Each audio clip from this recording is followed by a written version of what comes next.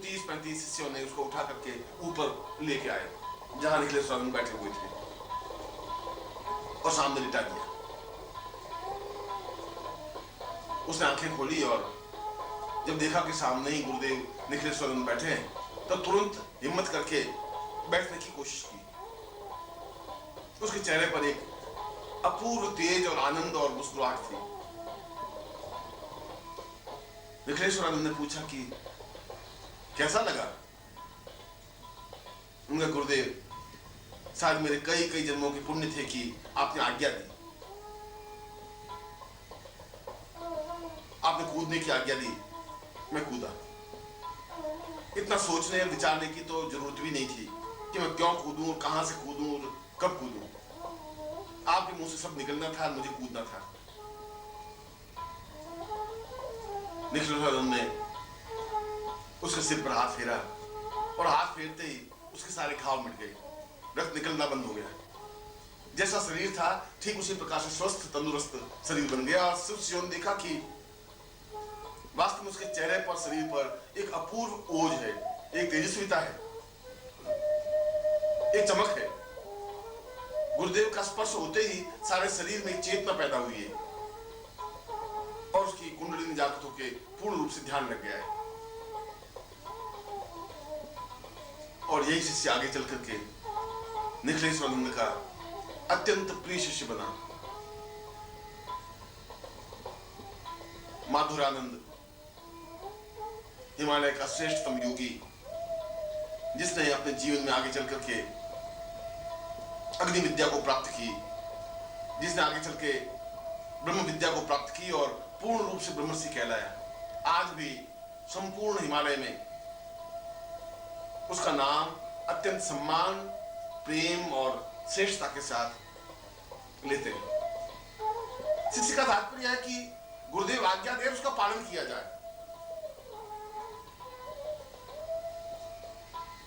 मेरे जीवन में ऐसे कई शिष्य आए और मुझे इस बात का सौभाग्य है कि उन सन्यासी शिष्यों ने अपने आप को कसौटी पर कस करके दिखाया। क्योंकि गुरु की परीक्षा, और कम से कम मेरी परीक्षा तो बहुत ही कठोर बनी रही है। शायद मैंने शिष्य को बहुत ज्यादा अग्नि में तपाया है, मैंने शिष्यों को बहुत प्रताड़ित किया है, बहुत चोट दी है। इसलिए चोट दी है कि वे सही अर्थों में कुंदन बन सके। अग्नि में इसलिए तपाया कि वे उस आंच को सहन कर सके, इसलिए उनको तैयार किया कि अग्नि स्फुलिंग बन सके।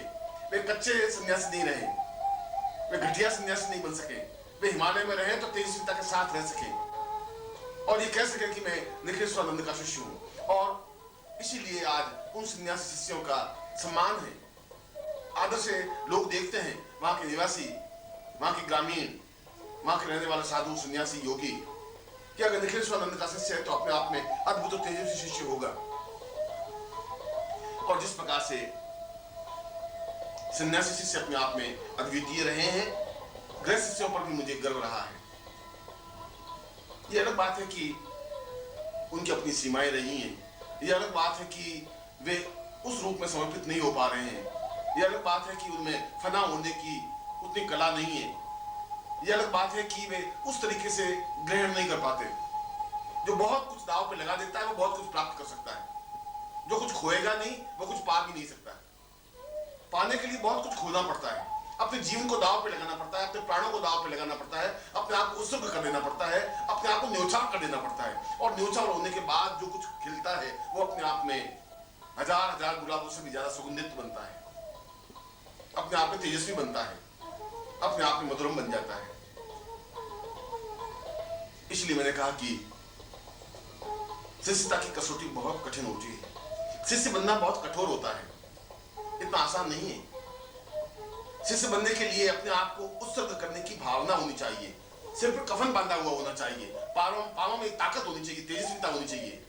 जो निश्चय कर लिया उस निश्चय पर पकड़ने पर बढ़ने की भावना होनी चाहिए।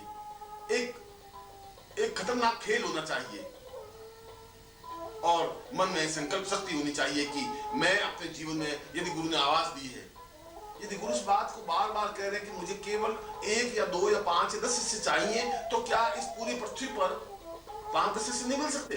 नहीं मिल सकते, वास्तव में नहीं मिल सकते। शिष्य बिल्कुल एक अलग चीज है। शिष्य का मतलब है कि वह पूर्ण रूप से छाया बन जाए, और जिस प्रकार से देह से छाया अलग नहीं हो सकती, जहां शरीर रहेगा वहां छाया रहेगी, ठीक उसी प्रकार से वह शिष्य भी छाया बनकर रहे। मुझे निर्भयानंद का स्मरण आ रहा है, और वो करीब 7.5 साल 8 साल तक मेरे साथ रहा छाया बनकर। ऐसा कोई 7 साल में अवसर आया ही नहीं कि मैंने आवाज दी और उसने हाँ नहीं भरी हो। आधी रात को भी मैंने कहा निर्भयानंद हाँ आज्ञा दे मुझे, और मैंने अगर आधी रात को कहा कि तुम्हें 30 किलोमीटर दौड़ के जाना है और वापस सुबह तक आना है, तो अच्छी बात है। जहां पर भी धूप हुई, गर्मी हुई, सर्दी हुई, बरसात हुई, ढाल बनकर के खड़ा हो गया। जैसी भी परिस्थिति हुई वो अपने आप में ताकतवान क्षमतावान बनकर के खड़ा रह गया। मैं सोचता हूं कि आज्ञा पालन की कसौटी थी उसके पास, और मैंने उसको कई बार परखा, मैंने उसको कई बार कसौटी पे कसा, कठोर से कठोर परीक्षा लेने के लिए आज्ञाएं दी, मगर हर बार मैं सोचता इस बार ये चूक जाएगा, इस बार ये आज्ञा पालन शायद नहीं कर सकेगा, इस बार ये अपने मिशन में, अपने उद्देश्य में असफल हो जाएगा। मगर उस हिस्से से मैं हार गया, और हार का भी मुझे गर्व है, क्योंकि एक बार भी ऐसा कोई क्षण आया ही नहीं कि मैंने आवाज दी और मिला नहीं हो। एक बार भी ऐसा नहीं हुआ कि मुझे पूजा का समय हो गया और कोई सामान तैयार नहीं हो। एक बार भी ऐसा नहीं हुआ कि मैं कहीं जा रहा हूं और वो साथ में नहीं चला हो। एक बार भी ऐसा समय नहीं आया कि मैं सो गया हूं और उससे पहले वह सो गया हो, या मेरी आंख खुली हो और वो हाजिर नहीं मिला हो। और आज हिमालय का प्रत्येक सन्यासी निर्भयानंद का शिष्य बनने में गौरव अनुभव करता है, एहसास करता है कि अगर निर्भयानंद का शिष्य बन गए तो अपने आप में एक अद्वितीय शिष्य बन सकेंगे, तेजस्वी शिष्य बन सकेंगे। क्योंकि निर्भयानंद का शिष्य बनना ही अपने आप में जीवन का सौभाग्य है। ऊंचे से ऊंचा योगी इस बात की कल्पना करता है कि शायद मैं निर्भयानंद का शिष्य बनूं। ऐसे शिष्य पर मुझे गर्व रहा है। इसलिए मैंने कहा कि शिष्य बनने की कसौटी आज्ञा पालन है। आज्ञा पालन के पगडंडी पर चल करके ही शिष्य बना जा सकता है, समर्पण करके ही शिष्य बना जा सकता है। अपने सिर को उतार करके जमीन पर रखने की और हथेली में लेकर के घूमने की जो कला जानते हैं वो शिष्य बन सकते हैं। जो हर क्षण अपने सिर को अपने हाथों में रखते हैं, फना होने की कला जानते हैं, उत्सर्ग होने की कला जानते हैं, अपने आप को न्यौछावर कर देने की कला जानते हैं, वो शिष्य बन सकते हैं। और गुरु को उस बात की बहुत प्रसन्नता होती है जब शिष्य योगी बनता है। जब गुरु देखता है कि मेरा शिष्य हंस बन गया है, इसके पंख आ गए हैं, ये उड़ने की कला सीख ली है, अभी आकाश में लंबी दूरी तक दौड़ सकता है, उड़ सकता है, अपने डंडे फैला करके इस आकाश को नाप सकता है, इस सागर से पार हो सकता है, तब गुरु को ज्यादा प्रसन्नता होती है। उसका सीना 1 गज से 10 गज हो जाता है, छाती फूल जाती है, उसकी आंखों में दर्द आ जाता है। एक एहसास होता है कि मैंने शिष्य को तैयार किया, निर्माण किया। उसको विश्वास हो जाता है कि मैंने जो ज्ञान की चेतना जलाई है वह बुझेगी नहीं। उसको इस बात का हौसला, हिम्मत हो जाता है कि अब ये ज्ञान समाप्त नहीं होगा, अब ये चेतना समाप्त नहीं हो पाएगी। जो कुछ मैंने इस समाज को देना चाहा है वह मैं इस शिष्य के द्वारा दे सकूंगा, क्योंकि मैं जीवित ग्रंथ लिखना चाहता हूं। यह कागजों पर उपन्यास नहीं लिखना चाहता, कागजों पर किताबें नहीं लिखना चाहता, कागजों पर कोई चीज नहीं लिखना चाहता। मैं लिखना चाहता हूं जीवित जागृत पुस्तक हो, शिष्य के रूप में, जो चल फिर सके, जो बोल सके, जो आगे बढ़ सके, जो अपने जीवन को पूर्णता दे सके। और ऐसे शिष्यों से यह जीवन समझ सकता है। ऐसे शिष्यों से गुरुधन्य हो सकते हैं। ऐसे ही शिष्य यदि 1 या 2 या 4 या 5 या 10 या 12 मिल जाते हैं तो गुरु अपने आप में पूर्ण सफल बन जाता है। क्योंकि शिष्यता तो जीवन का एक पाथेय है, और जो शिष्य नहीं बन सका वो जीवन में कुछ भी नहीं कर सकता। वह जीवन में बिल्कुल असफल होकर के मृत्यु को प्राप्त हो जाता है। एक चांदी के चंद टुकड़े लेकर के जीवन को बर्बाद कर लेते हैं, 2-4 संतान पैदा करके एक कुत्ते की तरह, सूकर की तरह समाप्त कर देते हैं अपने जीवन को। वह शिष्य नहीं बन सकता। जो शिष्यता की कसौटी पर नहीं कसा जाएगा वो मनुष्यता की कसौटी पर भी नहीं कसा जाएगा। जिसने शिष्यता नहीं सीखी वो आज्ञा पालन भी नहीं सीख सकता। जो शिष्यता नहीं सीख सकता, उसके चेहरे पर एक भाव, एक तेजस्विता, दृढ़ता नहीं आ सकती। उसके सीने में, एक वक्षस्थल में ओज नहीं आ सकता। उसकी चाल में दृढ़ता नहीं आ सकती। उसका सिर हिमालय से ऊंचा नहीं बन सकता। वो अपने आप में अद्वितीय नहीं बन सकता। अद्वितीय बनने की कला और कसौटी शिष्यता से शुरू होती है और शिष्यता पर समाप्त हो जाती है। शिष्य बनकर के शिष्यता तक पहुंच जाना जीवन का एक बड़ा सौभाग्य होता है। जीवन की पूर्णता होती है, जीवन की श्रेष्ठता होती है। वो वास्तव में ही धन्य हो जाता है, स्वर्णिम बन जाता है, आभायुक्त हो जाता है। जीवन का सौंदर्य खिल जाता है, हजार हजार सौंदर्य उसके चेहरे पर खिल जाते हैं। और जहां पुरुष के लिए यह बात लागू होती है, वहां साधिकाओं के लिए भी यह बात लागू होती है, शिष्याओं के लिए भी बात लागू होती है। शिष्य और शिष्या में तात्विक रूप से कोई अंतर नहीं है। वह चाहे साधक हो, चाहे साधिका हो, चाहे शिष्य हो, चाहे शिष्या हो। जो अपने आप को फरार कर देने की कला जानती है, जो अपने आप को उत्सर्ग कर देने की कला जानती है। मैंने कहा कि जो अपने गोत्र, कुल और नाम और वंश को छोड़ करके उस गोत्र से अपना नाम जोड़ देती है कि गुरु मेरा गोत्र है, गुरु मेरा नाम है, गुरु मेरा वंश है, गुरु मेरी जिंदगी है, मेरी धड़कन है, मेरी चेतना है, मेरे प्राण तत्व हैं। जो इस लेवल तक पहुंच जाती है, बस शिष्या कहलाती है।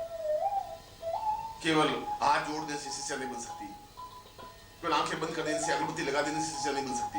शिष्य बनना तो अपने आप में एक जीवन का सौभाग्य होता है, क्योंकि शिष्य के लिए अत्यधिक कठिन, कठोर कसौटी होती है। क्योंकि उसको एक तरफ समाज खींच रहा होता है, समाज के बंधन उसके पांव में बेड़ियां बन करके खड़ी होती हैं, और एक तरफ गुरु खड़े होते हैं। उन दोनों के बीच में वो खड़ी होती है।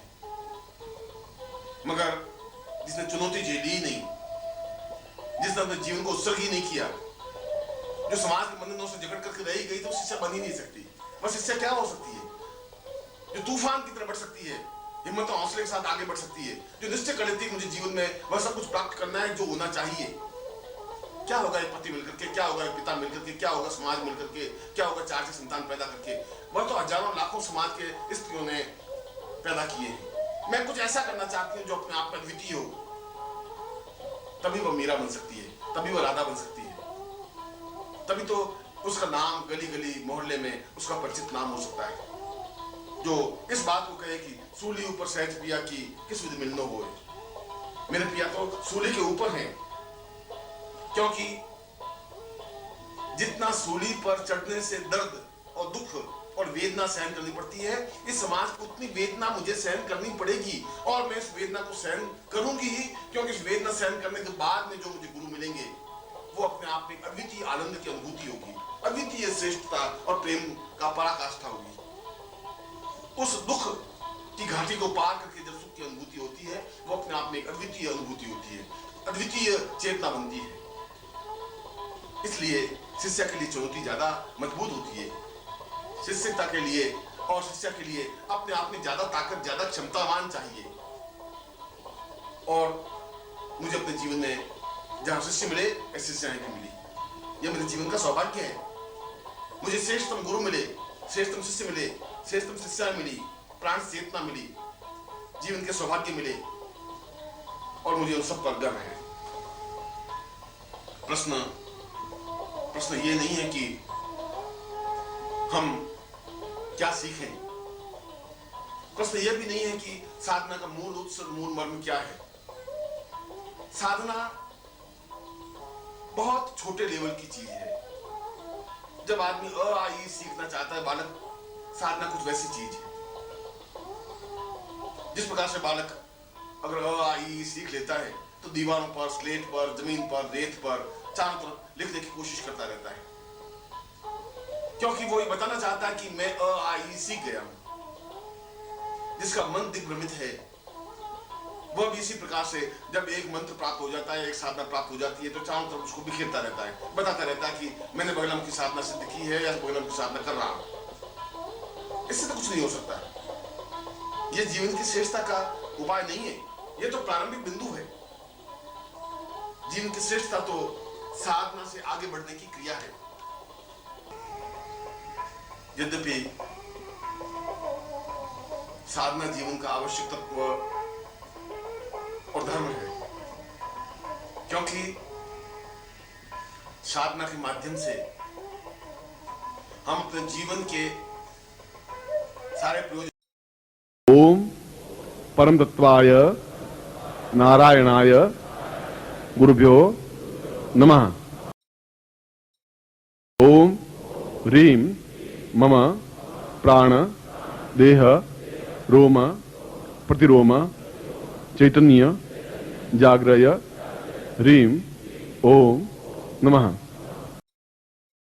ओम भूर्भुवः स्वः तत्सवितुर्वरेण्यं भर्गो देवस्य धीमहि धियो यो नः प्रचोदयात्।